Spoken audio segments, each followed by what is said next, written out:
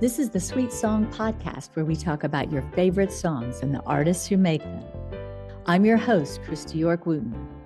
On this episode, we talk with actor and Spandau Ballet songwriter and guitarist, Gary Kemp. Hello, and welcome to Gary Kemp. Everyone knows him. Maybe people know you for a lot of different reasons. Spandau Ballet, of course, working with Nick Mason and the Stars Are Full of Secrets, a lot of things that you've done solo, all your acting. You have a new record out. That's one of the reasons we're talking today. It's called This Destination. And I just wanted to jump straight into the record. I've got questions from all aspects of your life, but let's start with that first. That's why we're here. You know, this one came off almost like as a test run for a musical to me. I don't know how autobiographical the things are, but Anxiety, the musical.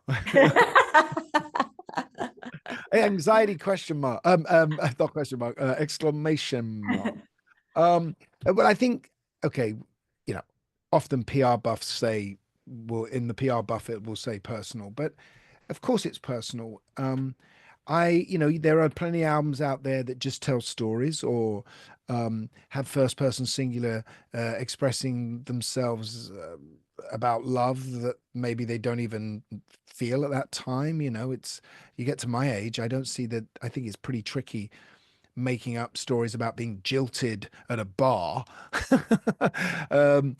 Some rockers might sing. I've always just really made my three solo albums have always been about personal experiences where I differentiate it, probably because when I work with Spandau Ballet, it's impossible really to be too personal in a song when someone else is going to sing it for you. And when it seems to me it's what singer-songwriters do. They write from their heart. They write about the troubles that they're feeling. They're writing about the questions that feel unresolved, and they're trying to make some resolution through a song. I think it's personal because it's definitely it's music that's about being a certain age. I think, when we're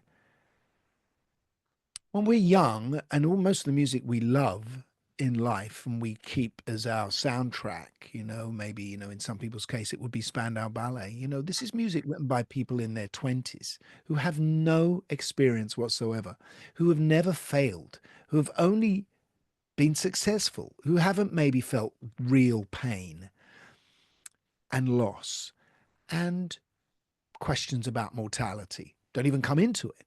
So ironically, they're always the records that we cherish, whether it's the Rolling Stones or whoever, or the Beatles or whoever it might be. It seems to me that quite often the best songs written by artists are written later in their life when they have those doubts. I find myself writing about, feeling anxious, writing about mortality, writing about looking back and people who changed my life. But I always try and make it not completely personal, but universal. That's really important, because otherwise you're just, a listener's not going to be interested in Gary Kemp can't pay his bill or something. They want something that's going to speak for them too. Yeah. And they go, wow, great, I'm not alone. Yeah. Well, you mentioned it is about being a certain age, but I wrote down that it's a mature sounded, mature, not meaning age, meaning mature in its blend of textures.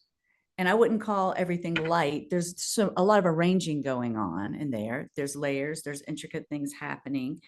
And I wouldn't call it light and breezy, but there is kind of that sort of Chris Rea like feel of you want everything to sound like it's going to be all right. I don't know how you feel about arranging and even just the tones and the chord structure and major to minor and these things that are happening. There is an overall effect that you choose the mood of the song when you write it, right? That's right. I think, a song like Put Your Head Up, which begins, my feet are dragging, my arms feel weight, I'm tripping on stones, is then chorusing in an affirmation of put your head up, it's all right. And I think, sometimes you can take darker lyrics and use the sort of stealth of a commercial tune to express them in, you know.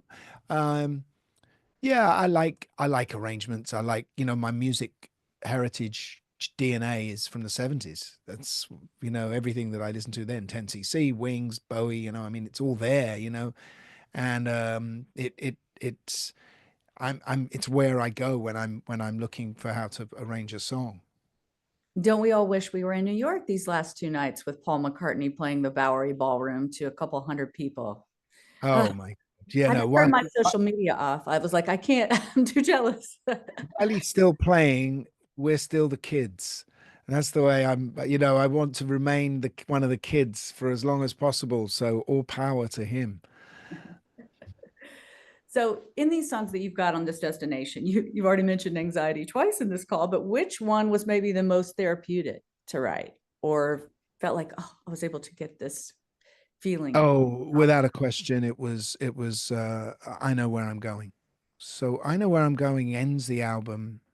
I mean, it says it, and it's the most. I mean, there's no doubt in the title that says "I know where I'm going," right? But I felt so lucky to have found that song. It came to me all at once at the piano. It's the most simple song I've written because it's not got a bridge, it's not got a chorus. It just repeats that first A kind of verse with different lyrics, but always with I know where I'm going. It's got folk feel to it, I guess, but it was just how it spoke to me lyrically is what really mattered. I saw myself in a very peaceful situation on the edge of a cliff, and I do need nature. It really does. I live in the city. I live in the center of London, but I do need my nature fix. And I'm alone on the edge of this cliff, and I'm looking out across a sea to an island. There's a little boat waiting to take me across. I mean, that's kind of Greek, I guess, but I'm waiting for that boat to take me across. And out there is a lighthouse, and I'm going to climb the lighthouse and send back signals that I'm okay. Is it about mortality? Yes, it probably is to a certain extent. Is it about accepting what comes forward, comes before me as well? Yes, it is. But it's also about looking for a place of bliss and knowing that it's out there. Maybe it's already here. But I just felt so um, meditative in that song, and that I'd really discovered my own kind of affirmation, prayer, if you like. Um, I think there's a sense of the spiritual about it, even though it's not religious in any way. A couple of songs too reminded me, okay, going back to your childhood, I think there are some things, or at least the teenage years. I mean, that's what I get from Windswept Street and a few of those. Are any of these about any particular mates or friends Um, or I brothers? I think they're more. It's more about a kind of the type of person that I met, and it would have been a few people, but yeah, I do have some people in mind, but it's about me being, I came through this extraordinary time of youth culture and creativity that hit a wave that whatever we did in this little group of people, we helped create what you call new wave. We called it new romantics over here, but obviously, that centered around the Blitz night wine bar club, whatever you want to call it, on one night a week only, but we went other places. And a group of people that were so creative, that knew that they had the responsibility of the next decade, because that's how it had worked before. It'd always been a place, a bunch of kids, and a particular style of music that was beginning to develop, and a particular fashion, and then that would move into a few years later there'd be the next place and the next place, and we knew it was us. It was a sort of zeitgeist going on because it was also happening in Birmingham with Duran and the Rum Runner, and it was happening in Sheffield and all over. But I think back to Soho, which was my playground in London, and where as a teenager we met, and we all met, and this one person, to there's straight kids, gay kids, there were rich kids, there were poor kids, but all creative, and they changed my life. They helped to change my life and open up my sensibility creatively to other artists. And then I go back in the song, I go back to those places again, and of course they're not there. I'm looking for the ghosts in Soho, and there's a kind of sense of loss about it, but also a sense of gratitude in that song. Well, I was looking last night, I was reading about, and I was looking up something about Steve Strange. And yesterday was the anniversary of his death, 10 years. 9 years ago. But to me, that's what I do envision the Blitz kids in that song when you're singing that. And I don't know if that's what you intended, but that's, No, absolutely, absolutely. That's it. yeah. That's what it's about. It's about those kids. It's about us. We became kings. The songs are connected. You're right. It could be a musical. The songs are connected. There is a concept to the album. It's not conscious when I set out to write it. It's just what happens as you start to put all these songs start to well up, and you suddenly see the connection. And the opening track, "Borrowed Town," is about how we only borrow a city for a short period of time. For that short period of time, we're kings of the street. We are the focus of attention. We are making the changes in that culture, and then we're not, and we're just on the sidewalk looking at someone else doing it. And I sort of noticed that, and because a lot of people complain and say, "Oh, it's not what it used to be. London's not what it never ever was what it used to be. It's constantly in flux." And where do I find my home? Where do I find my love? And I juxtapose it and I say, it's in the village of the woman that I love, right? Give me your village to live.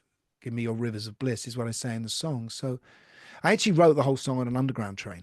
So it was on a subway. So and I think you're just watching people getting on and off the train. I didn't write it musically, but I wrote it lyrically first, and I just watched it all, and I was just typing away on my phone. And by the time I got to the end of the journey, it was finished. I wrote down "Give Me Your Rivers of Bliss" because it's interesting that you say you wrote it on the underground, because rivers are those things that carry you through time, whether it's an interstate highway or an actual river, or Yeah. a subway car, or wherever you're going. So Yeah, uh, yeah. Obviously, those things were ringing in my mind as I sat there on a dirty train. and then you go from that to something like "Take the Wheel," which feels kind of like this musical whodunit. I can also see that part of the musical. So um Yeah, that was the first song. I mean, "Borrowed Town" was the first lyric I wrote for the record, but "Take the Wheel" was the first complete song that I wrote, and that wasn't a good place I wasn't in a good place at that time. And I think if I felt like I was white knuckling, and I think I tried to express that in the song. There's a darkness, and I set that song in a film noir setting. It just what came out. I didn't think about it. It just happened. And oh, my dog's gonna bark because I think someone might be at the door. Hang on. that's fine. My dogs are upstairs trying to hold it in. They're like, And it is. I'm sort of like, I imagine myself to be a private detective in it, and there's a woman sitting next to me, and that we are trying to find the nemesis. Maybe the nemesis is inside me, but whatever happens is I'm out of control. And I'm trying to get someone else to take that control. And I'm not talking about, oh God, everyday life. It's how you feel, isn't it? When you're feeling that anxiety, you're feeling out of control, and I was going through that period. And for me to write about it in a way that's metaphorical and cinematic like that, it sort of exercises it from me. So I felt, genuinely much better once I'd put that song down. But I really like that song. I'm proud of that. It's got a kind of Scott Walker vibe to it. yeah, it's definitely memorable. It sticks out in the storytelling realm, when you're listening to it. Um, Mentions Gershwin and Walter Mitty. yes, And that's what I wrote down. Gershwin. yeah, I think I was just trying to paint a picture of a kind of time, and I did see myself. It was an American city. I was kind of picturing myself in. So Gershwin, playing from a window just seemed to, just help the listener envisage what's in my mind. Well, this is called the Sweet Song Podcast. So I always ask people to pick one song that's your sweet song that you wrote. It needs to be one that you wrote. But and by sweet, I don't mean sweet. I mean the one that hits the spot for you. So like your sweet song. And I know artists can't choose because songs are their children and they can't pick a favorite, but you could pick something new, old, anything you want. I mean, I may have picked, I Know Where I'm Going, because I think it really did, it's a song you can only write when you're experienced, I think, at songwriting, because it's much, you think you've got to fill all the gaps when you're younger, when you're writing, you think you're really trying to be more complex. And I think as you get older, you understand you can get simpler and easier and easier. And that was the genius of Dylan, of course, is that Dylan got that when he was so young, you know. Um, I think, but if unless I mean, sweet, it's hard to call this sweet because it's a song that comes out of a certain amount of tragedy, and it's a song that comes out of conflict, but Through the Barricades is the song that I think is the most complete for me, and it's certainly a song that of mine that is the well known. I mean, it's especially in Europe, it was a very big hit in Europe. But it's a song that I still wouldn't change a single part of. Um, the arrangement, it seems to me to perfectly enhance the lyric. The song has kind of three sections, really. Um, it's it. Shall I say how it came about, Of course. Kristi? So it came about from um, there was a boy who worked for us on the merchandise side in 1983 when we were touring with True, and he was called Kids O'Reilly, and he was from Belfast, and he was a Catholic boy, and he went back to Belfast that summer after touring with us, and he was shot and killed by a soldier. And a few years later, I went to Belfast to play, and his brother Jim Riley, who was the drummer in Stiff Little Fingers, uh, was there, and he said, would you like to go and see his grave? So he took me down the Catholic side of Belfast. One, um, Once I think it's called the Falls Road, and the other side is name escapes me. I'm sorry. Um, but I could see that these two big avenue roads, as it were divided by uh, barricades. Literally, every side turning had barricades in the middle that were painted with, political kind of propaganda or whatever it would be. And we went eventually. We saw the grave, and the image stuck in my mind. I mean, at that time, Belfast had tanks in the street from the British Army, and it had lookout posts at the airport. We stayed in a hotel called the Europa Hotel, the most bombed hotel in Europe at that moment. Still is, I think. And I went. I was really shocked by it all, really moved by it, and I didn't write that song immediately, but it kind of percolated in my mind. I went to live in Dublin just after that, for about, a period of 6 months or so to write and rehearse and prepare the next album, the Spandau album, After Parade. And I'm staying in the uh, I'm living with John Keeble, our drummer, and I'm staying in what was the bishop's house next door to a church in Ballsbridge in Dublin. So Dublin is definitely, that's part of Ireland. That's not part of Northern Ireland. That's the capital of Ireland. It's predominantly Catholic. Anyway, I begin to have at 2 a.m. I wake up and I'm writing these lyrics in my head. Mother doesn't know where love has gone. We make love on wasteland and through the barricades. And I just had this whole idea of these two people, one, coming from one side of the community and the other coming from the other side of the community. And, where they the only place they can come together is on this wasteland, as it were, neutral territory, and through the barricades. And I was like, yeah, I was scribbling it down. I remember writing like all the verses, and then I got up. I went downstairs in the morning, picked up my guitar, and I came up with that sort of picking style thing that people are familiar with now if they know the song. And I then finished the song that morning, and I went. I went in to find John to play it to him, but he was still asleep in bed from being in a club the night before. I remember he had his leather trousers on in bed, and he was like, he'd obviously just kicked his boots off and crawled under the sheets. Anyway, he got up, he had some breakfast, and I played him the song. And of course, then we went into rehearsals with the band and built on it, and it became very anthemic. I was writing with the kind of gigs in mind that we were doing at that time, which was arena gigs, and you can imagine that song as it was successful, eventually played in an arena situation. It was, the way the song grows out of very small spotlight into this huge kind of sound towards the end. Uh, yeah, that's how I wrote it. Thank you. Thank you for that reflection. And a couple of things I wanted to touch on from what you mentioned. First of all, did you see the Bob Dylan movie? Yes, What twice. did you think? You loved it? I really liked it. Yeah, I I thought really, I mean, I think he's great in it. She was great in it as Joan Baez. I, people have complained that it wasn't historically accurate, but that's because it's drama, and you can't have drama being absolutely historically accurate because otherwise it just wouldn't work.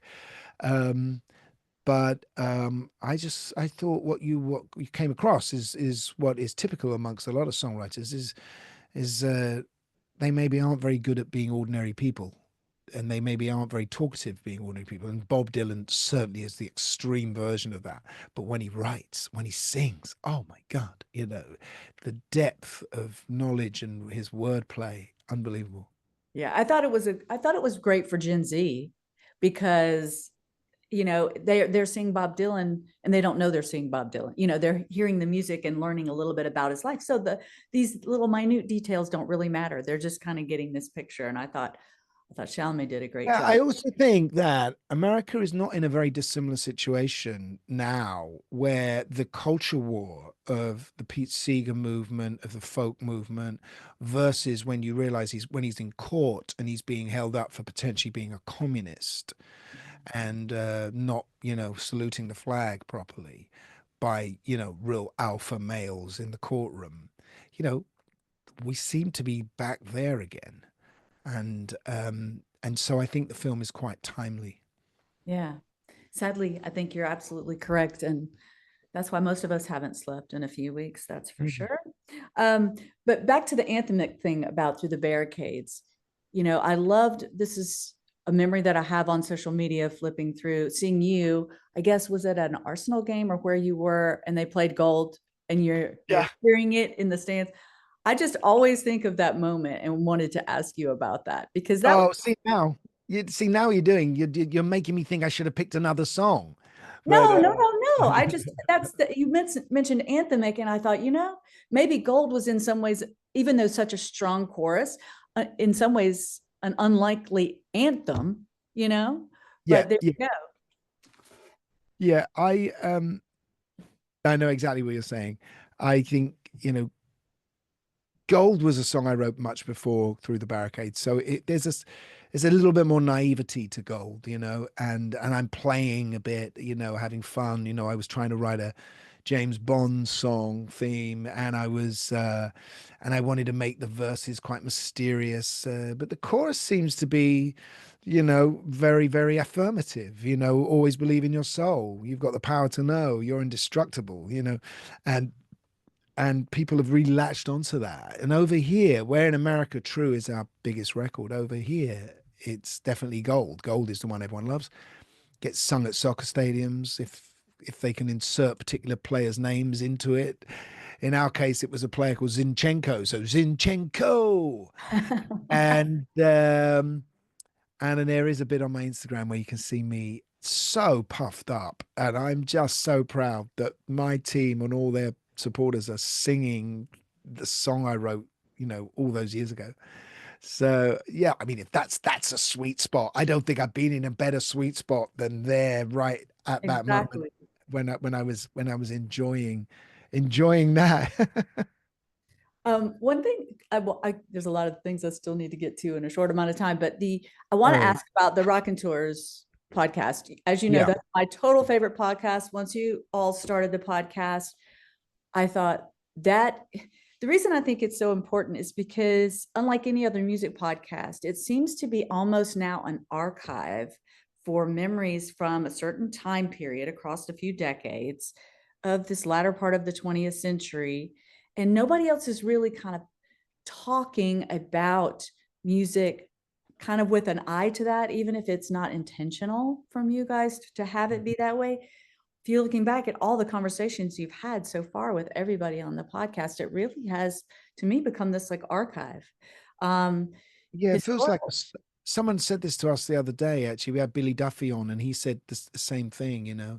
And it's a bit of it's become a kind of service for future reference points and people who want to know the history of rock and roll, really. um People keep trying to force us, keep trying to get us to to interview younger artists and younger acts, and maybe we'll get around to that. But Guy and I are in our sweet spot with people that we grew up loving, and even if they're of our generation, people that we have things in common with.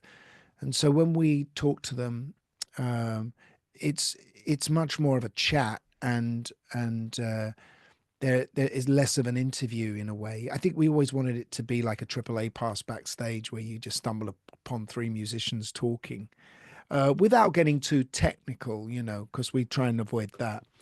But it's been a great honor. Some of those guys have gone already. Marianne Faithfull was on the show, and we did a special homage to her the other week. And she was not in a great place when we interviewed her, but physically, but she gave us some really interesting insights into that time. And then, of course, we had David Crosby on, who at that point we were in COVID, and he was like, hey man, I just don't think I'm ever going to play again. I'm going to be 80, and I'm so sad about, and he was just like, you could see that, he was in he was in the same situation everyone else was in at that point. But then also talking, about how he brought Joni Mitchell down. He discovered her. So great facts. Mick Fleetwood came on and opened out and was really emotional when he told us that all he wanted was to get the same five members back on stage again. When there were one of the artists wasn't playing with the band at the time, and of course Chris has died since then, so it's not even possible now. Um, so it's a resource, and there's I think there's about 200 and something episodes on there now, and I kind of we had Mel who else passed away recently that was really important was Mel, the producer of My Generation and All the Day All the Night, Shel Tammy, and just telling us how he made those sounds, how the boys were in the studio, how he made those records. So it is a little bit of what's that famous museum in Washington? It's a bit like the kind of the gathering of the artifacts that they collect. Smithsonian. Yeah, The it is. Smithsonian, a It's a bit British, Smithsonian. it's a British version of Smithsonian for the rock and roll era. There you go. But you mentioned the musicians having things in common in life, and this takes me immediately to worldview, because I feel like, okay, every generation thinks it's the best or thinks it's the most unique, but I do think there's kind of this shared worldview that now definitely no longer exists, and maybe didn't exist in that time period kind of before people who were, people born between like maybe the late 50s, late 70s. This kind of era seemed to share so much of that monoculture, all the things that we knew about and shared, which brought about the way that Live Aid was able to reach so many people, because we were Yeah, all sharing this culture. And I yeah. mean, Do you think something like Live Aid could even ever happen again? Well, I think it could. I think it would be a different set of artists. I mean, the actual huge artists aren't as big. There aren't as many of those as there were before. Um, but you'd certainly, you look at what's happening in rap and, a lot of the black artists, they're hugely popular over here, Kendrick Lamar, for example, or Tyler, the Creator. And, and of course then Dua Lipa, obviously, and, a lot, Taylor Swift. Yes, I do think there would be a gathering as big, yeah, but I think it's Coldplay, obviously, and still there's bands like U2 still out there, Duran still out there. What was really interesting about that time was it was the first time that ordinary people, had sensed power, because after the initial Band-Aid record came out, and Thatcher didn't want to drop the tax on it, but then did.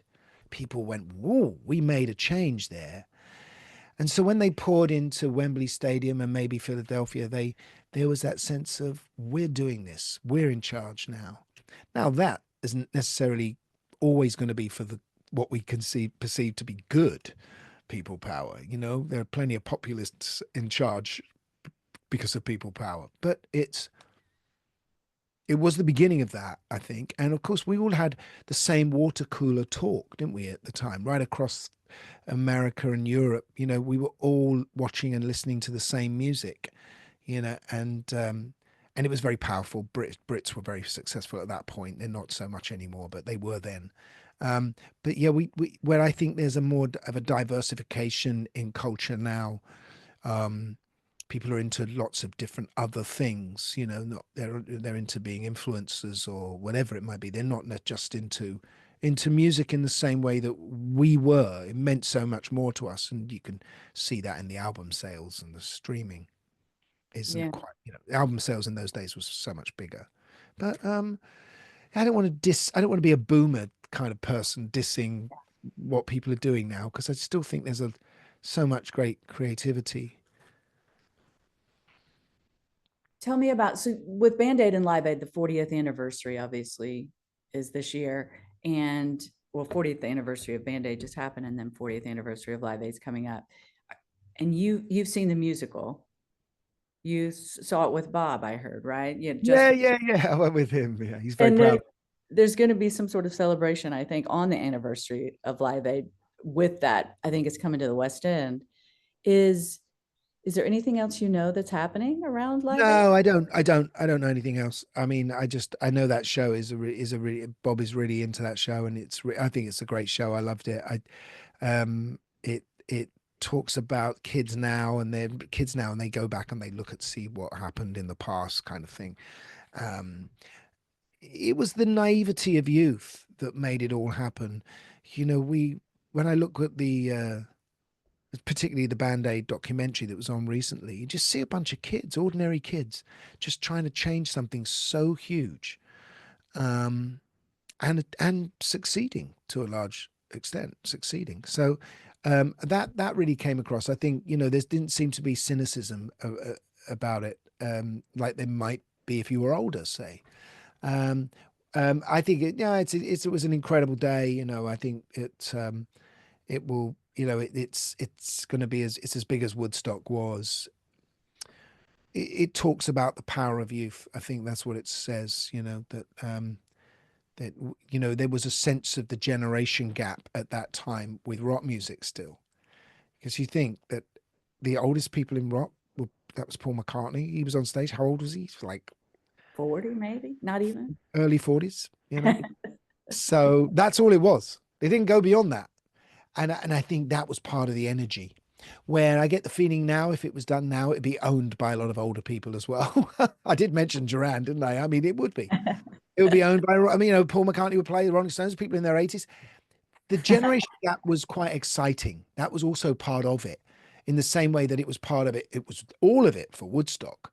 And Woodstock was about the a bunch of kids who didn't want to go to fight in Vietnam, and it was about a bunch of kids who didn't want to conform to the system, and eventually became the system. But that was very politically interesting Yeah, socially. that's a really good point about the age gap, because not only do we have like the technological things diversifying culture, as you said, but the age gap not existing. So you've got, you know, So what do you revolt against? So yeah. maybe, there used to be young people who didn't like it the way it was, and all the old people rallied together to protect the status quo. Now maybe there is none of that going on, that it's just old people against old people. And that's the culture wars, right? So now they're all looking to hate, because everyone wants an enemy to make themselves feel good. So, it's not a great place for the West to be in at the moment. Do you wish you could have done, if you could do anything different with Spandau, whether it's musically or other, would you change anything? Are Yeah. you I wouldn't have done a new song at Live Aid. I don't know what we were thinking of. Well, I just thought we were a contemporary band. It was only when you leave, you mean? no, we did Was that what- Virgin, Oh, Virgin. Okay. and why we didn't do Gold? What were we thinking, that we didn't do True Gold and Only When You Leave, or be as clever as Queen and do a medley, which is what they did, shorten everything and just cram it all in. Um, I think I would have toured America more. And that's really, we had that accident with Steve Norman and we had to pull out of the American tour when we were doing Parade, or was it, yeah, Parade. But I would have concentrated more on America. I think we slightly lost speed in America, and and concentrated on Europe, which was fine. Europe was good for us. I once had a dinner with John Taylor, who said, back in those days, we had America, but you had Europe. So we kind of had it all between us. But I don't know. I think America's the home of popular music, and I would have liked to have concentrated on that more. Yeah. And that's interesting that you say that, because my last question is going to be, I have this theory about bands from that era, bands from the 80s, new wave, new romantic, whatever you want to call the era, that there's kind of a lineage, and some of the bands came from more the American R&B, the classic sort of rock and roll, jazz, blues, American R&B sound, and others came from, I would say, more like the classic rock, prog, classical, and Depeche you, Mode. yes, exactly, Depeche Mode, The Cure versus like Duran and Spandau, or even U2 and NXS. That American soul was always part of that. Do you agree that there's like the Yeah, I absolutely can see that. Although Depeche are huge in America, I think what made I agree. I take your point, but I think what made bands successful is when they stuck to their musical style for a long period of time, and Depeche did, and so did you too as well. They weren't maybe like we were when we were forever flitting between styles, because especially in the early days before we became successful in America, um, going from electronica to sort of funk to blue-eyed soul. Um, but um, yeah, that's my whole point, is that I wish we'd spent more time touring in the States, because we were young and perfectly capable of doing that, but just didn't really put the work in there. We chose to focus on Europe. Well, thank you so much for your time, Gary. I really appreciate it. It's so So good to thank see you you. for supporting, our kind of music for so long. It's been amazing. And the fact that it's still alive over there, the fact that people still, they still know one or two of my songs, and they get played a lot, and whatever we did, really got under people's skin, and they took it to their heart, and we're still with them. Well, and it's funny that Valentine's Day is tomorrow, because you know how people make fun of Last Christmas by Wham, and they play the game Whamageddon and dare people not to hear Last Christmas. Well, now we have that with True in the United States. Like, I dare you to go the week of Valentine's Day without hearing True by Spandau Ballet. Please don't. Please don't. Please listen. No, it's Please. super popular, and but I think there is a good number. There are a good number of people who definitely know more Spandau Ballet songs than just True. So there are a lot of them out there that have stood the test of time. Kristi, thank you for being so much of a supporter. Thank you for having me on your show. Of course. Thank you. Take care, Gary. Bye. Special thanks to Gary Kemp for joining me on this episode of the Sweet Song Podcast. For more, visit purepopfornowpeople.com.